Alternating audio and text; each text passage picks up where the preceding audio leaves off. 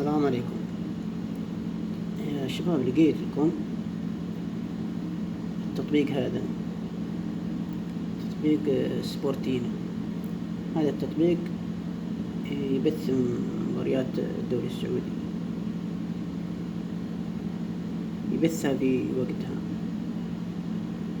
ندخل عليه نشوف، يطلع لك هذه الإعلانات، تضغط هنا النوع قناة HD ولا SD، وهذه القنوات اللي موجودة: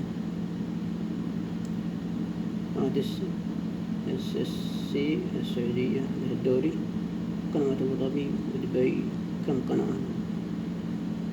هذه مثلا مباراة الأهلي والنصر.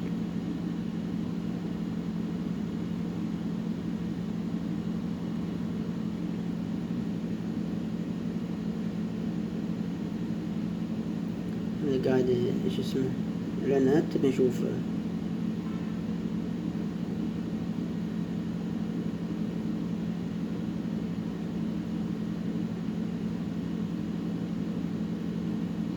هذه، شوف هذه ما تشتغل بس وقتها. هذه ما تشتغل، هذه ما تشتغل، هذه ما تشتغل، هذه ما تشتغل. قناة الماضي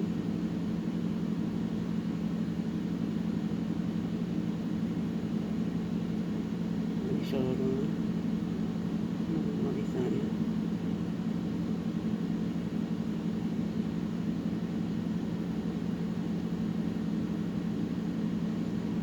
نرجع لقناة هذه حقت الدوري.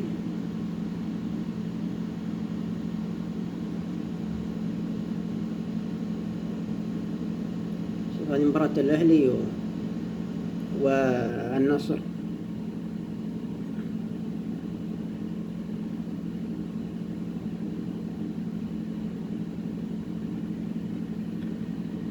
فهذا التطبيق بس في لقيته موجود في أبل ستور،